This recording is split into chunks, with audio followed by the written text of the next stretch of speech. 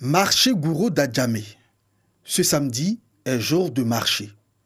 Il est 8 heures quand nous arrivons sur les lieux. Ici, les prix des produits vivriers n'ont pas connu d'augmentation selon Anne-Marie Kofi, restauratrice. J'avoue que le prix est abordable. Le sac des aubergines violées à 1500. Et j'ai trouvé que le prix était très bon. Pour les commerçantes, le prix de certaines denrées alimentaires reste inchangé car les voies barricadées empêchant la circulation des marchandises ont été dégagées. Lundi, là, il n'y a pas aubergine. On a vendu cette aubergine à 4 000. Si la route est bloquée, là, on fait ça cher parce que ceux qui viennent là, ceux qui se débrouillent et puis ils viennent là, forcément, on fait ça cher. C'était 800, 900, 1000 francs. Mais il n'y a pas route. Mais actuellement, le prix là, c'est diminué maintenant. C'est 600 les kilos. Si le prix de quelques produits de première nécessité est revenu à la normale, ce n'est pas le cas ici pour la banane plantain. La route, c'est la route là. Je sais que c'est la route. Donc, je sais que c'est la route. Je connais. Mais pardonnez, tu veux acheter banane. Le prix est cher. Le régime de banane coûte à 2500. Un seul régime. Avant, c'était 1000 francs, 700, 800. Mais là, c'est devenu 2500. Les gens disent que la banane est chère. Ce n'est pas de notre faute. Quand ça sort là, tout le monde sait que c'est sorti. On mange à notre faim. Chacun gagne à son prix. Mais quand tu payes cher, tu es obligé de faire cher pour enlever ton argent et avoir aussi tes intérêts. Pour la présidente de la Fédération nationale des sociétés coopératives du vivrier de Côte d'Ivoire, l'inflation du prix de certains produits, dont la banane, est due aux manifestations qui ont secoué les villes de l'intérieur du pays. Irielou Colette a donc saisi l'occasion pour faire des doléances aux autorités compétentes. Plein de bananes qui viennent ici, dans ce marché ici en Côte d'Ivoire, qui alimente la Côte d'Ivoire, qui alimente le marché d'Abidjan. On a beaucoup de camions qui viennent de Doukwé et on a beaucoup de camions qui viennent de Bois-Flé. Mais il y a eu tellement de problèmes que ces femmes-là, aujourd'hui, elles ne savent pas quoi faire. C'est pourquoi toujours je pleure. Je dis qu'il faut forcément un pack auto au niveau du vivrier, notre organisation. Aujourd'hui, on est organisé. On est un grand groupe ici en Côte d'Ivoire. On a un pack auto uniquement pour le transport du vivrier. Même quand il y a un problème, comme ces camions-là sont uniquement faits pour ça, je pense qu'on peut traverser les coins pour aller chercher les produits pour venir. Un tour au petit marché de la commune d'Abobo. Le marché de la banane plantain vient d'être ravitaillé, de quoi réjouir les femmes de la commune. Présentement, ça a commencé à baisser. Vous pouvez venir, le marché d'Abobo, il y a la banane qui est là, il y a tout qui est arrivé. Il n'y a plus de problème. Après notre passage au marché d'Abobo, cap est mis sur l'Office d'aide à la commercialisation des produits vivriers où nous avons rencontré le directeur du centre. Aujourd'hui, je pense que nous pouvons rassurer les populations que les marchés vont continuer d'être approvisionnés et que les prix vont redescendre. À ce jour, dans les principaux marchés du district d'Abidjan, les prix restent abordables et l'approvisionnement des marchés se poursuit. Au lendemain de l'élection présidentielle du 31 octobre dernier, des rumeurs d'attaques entre communautés ethniques sont propagées sur les réseaux sociaux. De fausses informations qui fragilisent la cohabitation et créent la psychose au sein des populations. Pour resserrer les liens de fraternité et consolider l'unité, l'Union nationale des enfants du Grand Centre de la Côte d'Ivoire initie une caravane pour la paix.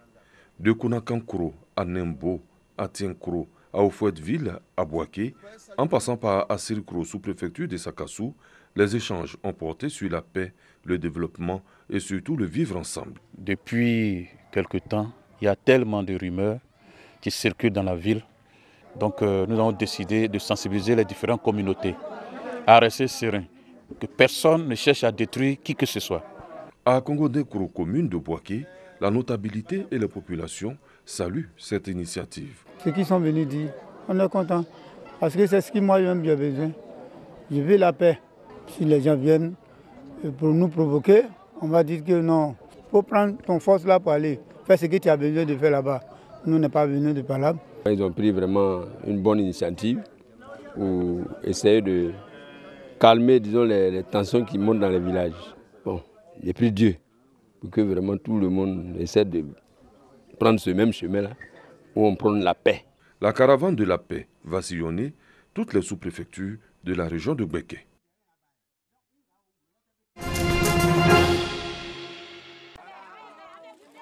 Une pompe à motricité humaine pour le village de Kondoubou, commune de Diabou.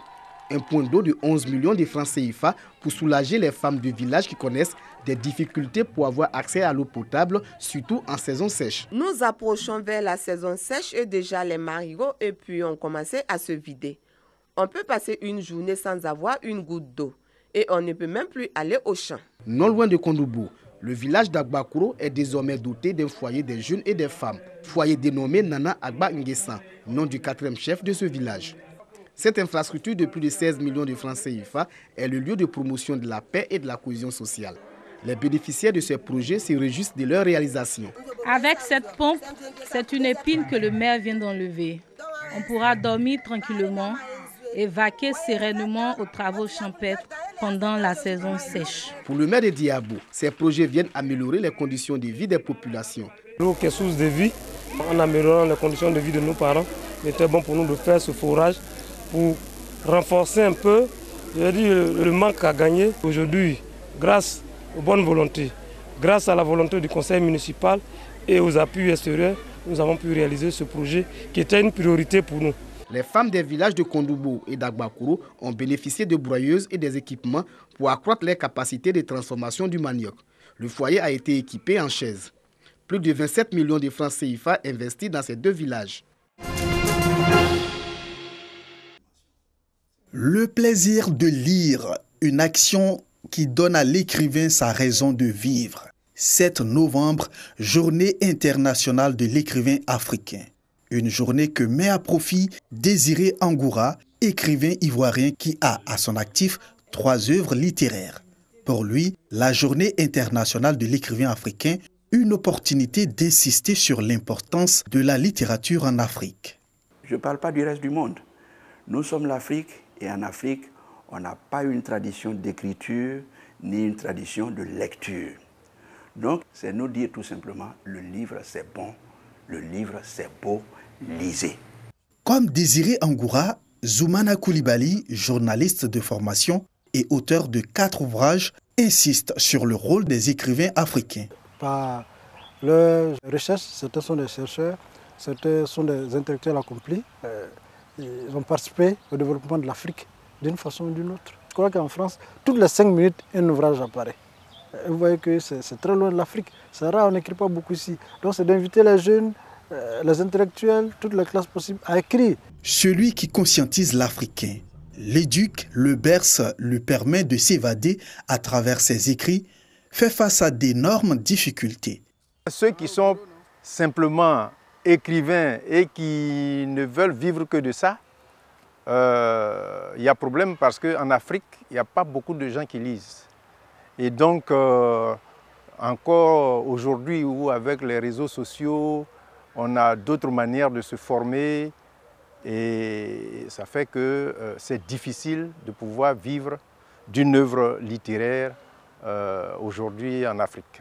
Si certains écrivains vivent difficilement de leurs écrits, d'autres font l'exception, à l'instar de celle qui a vu ses œuvres, les coups de la vie, prendre la forme du 6e art, le cinéma. S'il y a une bonne politique autour du livre, il n'y a pas de raison que la jeunesse ne s'intéresse pas à la lecture. Personnellement, j'ai initié une caravane qui me permet de faire le tour de la Côte d'Ivoire avec mes œuvres pour amener les lecteurs à s'intéresser à la littérature. Et je me rends compte que ça fonctionne. Moi, je vis pleinement de mon art.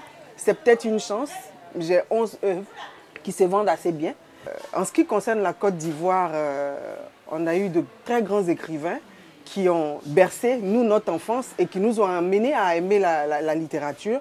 Je parle de Bernard Dadier, il y a Bandama Maurice, il y a Tibus Kofi, Regina Yaou, Biton et bien d'autres. Donc c'est l'occasion pour nous de rendre hommage à toutes ces gloires de la littérature. La journée internationale de l'écrivain africain est célébrée chaque année le 7 novembre afin de permettre aux écrivains de se réunir pour mettre à nu les difficultés qu'ils rencontrent mais aussi de leur permettre de faire le bilan de leurs activités.